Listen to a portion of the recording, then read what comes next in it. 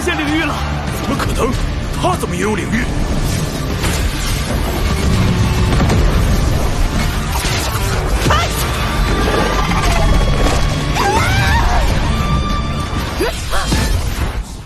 Welcome back guys, balik lagi sama Gofreng. Gimana kabar kalian? Baik-baik aja ya kan? Nah, di video kali ini kita akan kembali melanjutkan pembahasan alur cerita Donghua Throne of Steel episode 161 ya guys ya.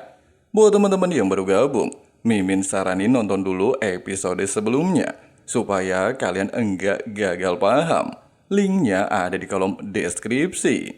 Oke lah, nggak usah kebanyakan basa-basi lagi di awal video. Langsung aja cari posisi rebahan yang paling nyaman. Inilah waktunya kita baku hantam.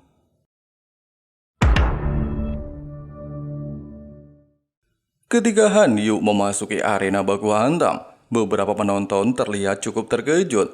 Pasalnya Han Yu yang diketahui merupakan seorang tipe pertahanan ternyata juga berada di level 9, sehingga menandakan seluruh anggota Cahaya Fajar yang terdiri dari 10 orang benar-benar berada di level 9. Meskipun hal tersebut menggemparkan, tapi sayangnya Han Yu harus berhadapan dengan salah satu tetua kuil jiwa yang berada di level 9 tingkat 2 alias satu tingkat di atasnya, sehingga mereka beranggapan pertandingan tersebut pasti akan berlangsung sengit.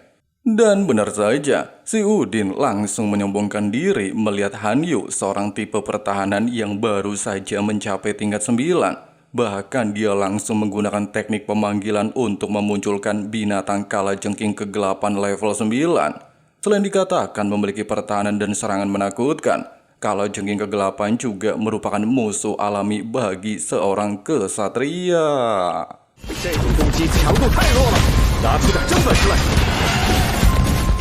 Meskipun Han Yu mampu dengan mudah memblokir setiap serangan yang dilepaskan kalajengking kegelapan, tapi nyatanya kabut di sekitarnya memiliki efek mempengaruhi kesadarannya, sehingga dia mencoba untuk menghindarinya dan terbang ke udara.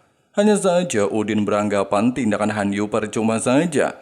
Pasalnya kabut yang dilepaskan sebentar lagi akan memenuhi seluruh arena baku hantam, sehingga dia memintanya untuk menyerah.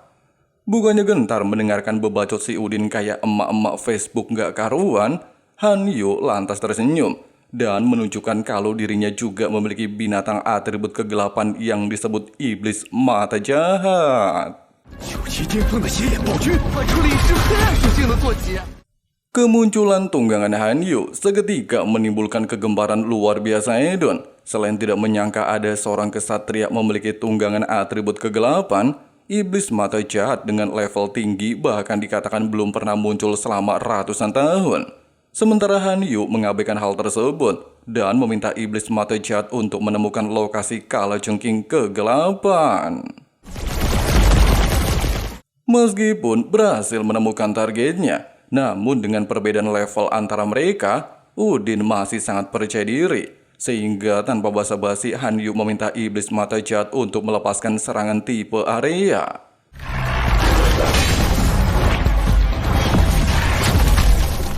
Dalam situasi terdesak, Udin secara gelo menggunakan formasi darah untuk menggandakan kekuatan binatang panggilannya, sehingga kembali membuat Han Yu berada dalam situasi tidak menguntungkan.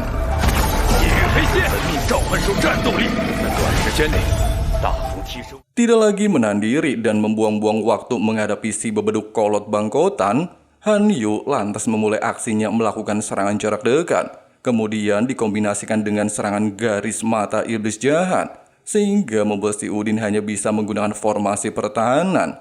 Dia juga tidak menyangka bagaimana mungkin seorang kesatria pertahanan memiliki kekuatan serangan menakutkan.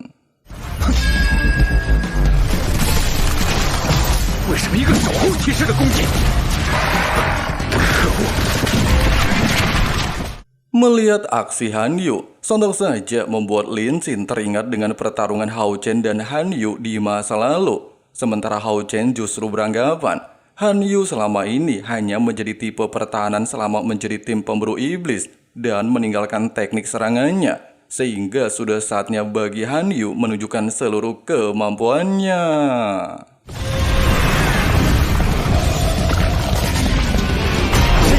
趁现在！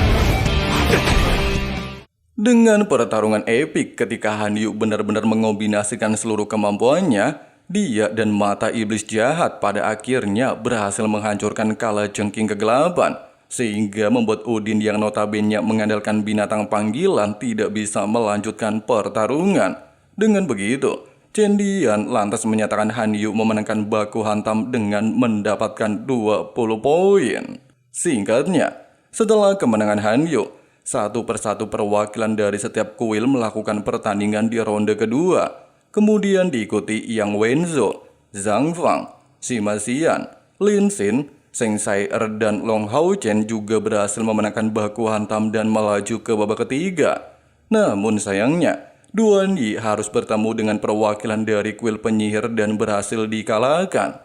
Hal ini menjadi pelajaran besar bagi tim Cahaya Fajar untuk tidak meremehkan lawan mereka.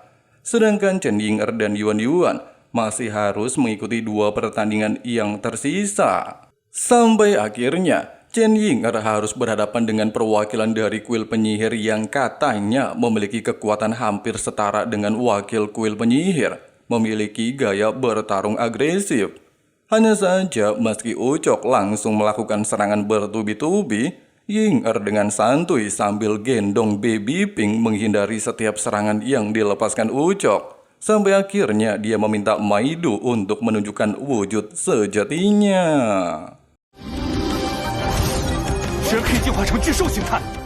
Tidak sampai di sini, Ying'er lantas segera memulai persiapan portal pemanggilan. Meskipun Ucok mencoba untuk mengganggunya, tapi Maidu tidaklah tinggal diam dan mencoba untuk memblokirnya, sehingga membuat si Ucok merasa kesal serta tidak lagi berniat menandiri, bahkan mencoba melepaskan teknik sihir api terkuatnya. Hanya saja di waktu yang sama, Chen Ying'er ternyata sudah menyelesaikan proses pemanggilan binatang naga tulang es level 9, sehingga membuat seluruh penonton merasa terpukau. Mereka tidak menyangka seorang gadis imut tersebut benar-benar mampu memanggil 2 binatang tingkat 9 secara bersamaan. Tidak gentar, Ucok lantas mencoba mempersiapkan sihir matahari api yang dikatakan merupakan teknik sihir terkuatnya. Sayangnya, aksi Chen Ying'er tidak berhenti sampai di sini. Dia lantas menggunakan domain dewa binatang dan teknik pemberkatan ilahi, memiliki efek untuk meningkatkan kekuatan binatang panggilan dan memperbesar aura domain.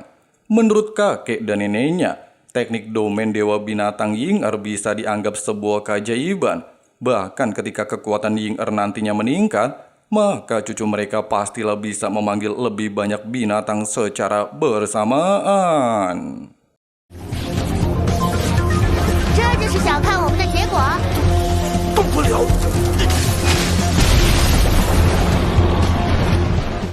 Di bawah efek berkah dewa perluasan domain, kedua naga tulang es berhasil membekukan tubuh Ucok dan menggagalkan teknik sihirnya. Bahkan hal tersebut secara tidak langsung juga mempengaruhi seluruh arena baku hantam. Sambil menyatakan Chen Ying'er berhasil memenangkan duel, Chen Dian lantas memintanya untuk menarik kembali domainnya dari atas arena baku hantam.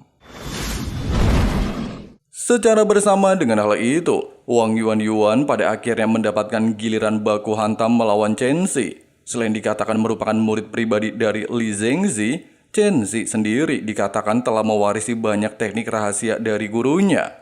Ketika Chen Dian menyatakan pertandingan dimulai, Chen Xi tanpa basa-basi langsung melepaskan teknik bola angin.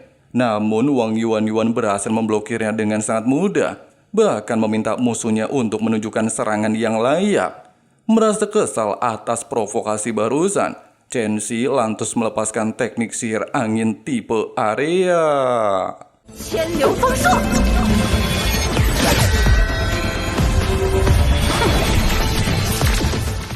Sayangnya, teknik ejek-ejek seperti ini tidaklah ada artinya di hadapan cewek tomboy kita satu ini. Selain dengan mudah menghancurkannya, Yuan juga berhasil mendekati Chen Xi yang menjadi kelemahan seorang penyihir, bahkan melepaskan pedang tiraninya. Meski Chen Xi berhasil memblokirnya, namun sayangnya hal itu tidak bertahan lama.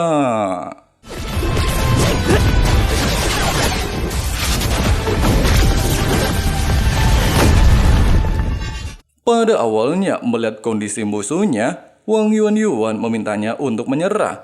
Tapi Chen Xi menolaknya dan langsung melepaskan teknik terlarang. Bahkan nyaris saja menghancurkan pembatas arena dan membuat Chen Dian harus memperkuatnya.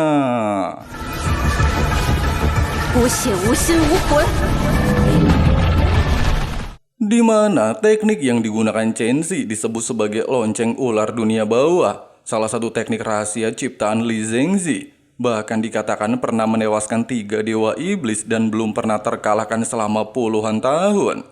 Meskipun teknik tersebut kuat, tapi memiliki efek serangan balik kepada penggunanya, sehingga membuat beberapa penonton bertanya-tanya, apakah para anggota kuil penyihir tidak memperdulikan nyawa hanya untuk kemenangan?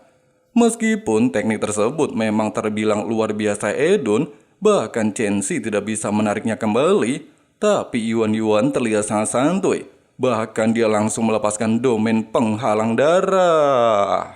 已经有4个人展现领域了，怎么可能？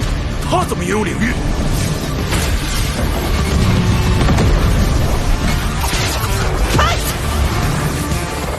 Meskipun di momen ini, Wang Yuan meminta Chen Xi untuk menyerah serta tidak perlu mengorbankan hidupnya, namun mengingat janjinya kepada Li Zhengzi untuk memenangkan baku hantam apapun konsekuensinya, dia pada akhirnya justru mengerahkan seluruh kekuatannya untuk memperkuat teknik sihirnya, sehingga memaksa Wang Yuan pada akhirnya bertindak nekat untuk menghancurkannya.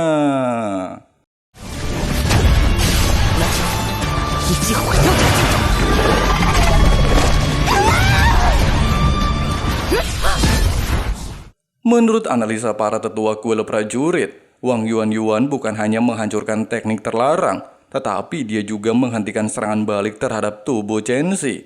Itulah alasannya dia tidak kawit terkena serangan balik mantra terlarang. Sementara itu di atas arena, Yuan mencoba mengatakan kepada musuhnya untuk tidak termakan oleh kekuatan, sehingga tidak menjadikannya sebagai budak kekuasaan. Perkataan bijak yang katanya didapat dari tetua Lauren barusan seketika membuat Chen Xi terdiam dan akhirnya mengakui kekalahannya.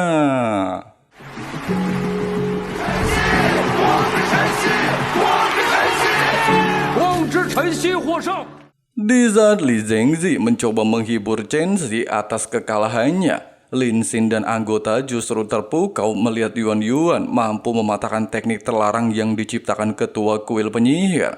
Meskipun Yuan mengatakan hal tersebut biasa saja, dan Chen Xi sendiri belum bisa mengendalikannya, namun dia masih meminta Long Hao Chen untuk berhati-hati menghadapi Li Zhengzi nantinya. Meskipun Lin Xin membenarkan ucapan Yuan dan beranggapan orang itu sangat kuat dan belum pernah bertarung habis-habisan, tapi dia sangat yakin Hao Chen tidaklah kalah dari Li Zhengzi.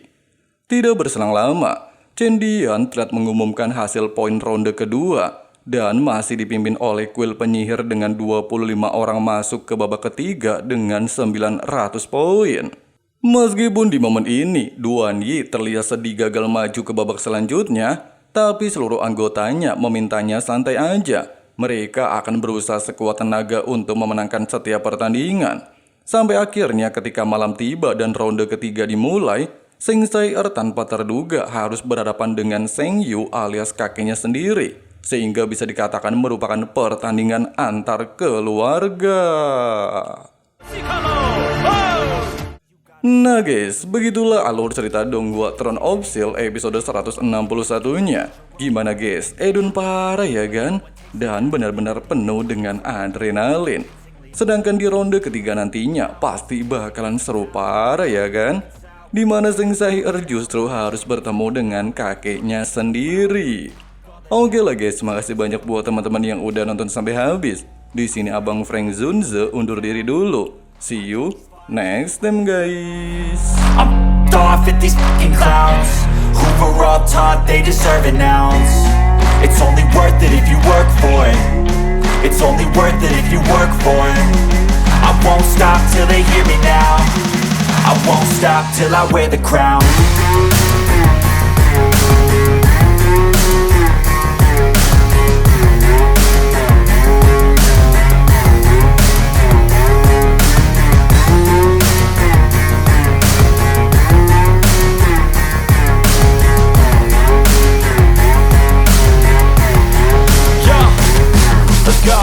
I'm just telling you to fight for your dreams, but it's not what it seems. Man, it's hard to be seen when everybody wants to be king. Yeah, they all wanna ring, yeah, we all wanna be free.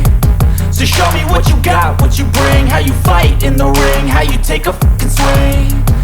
Do you got heart, are you mean? Got some scars, got some needs, are you willing to go bleed? I swear to God they all let me down. I always fought just to wear the crown. I'm off at these fucking clowns who were all taught they deserve an ounce. It's only worth it if you work for it. It's only worth it if you work for it. I won't stop till they hear me now. I won't stop.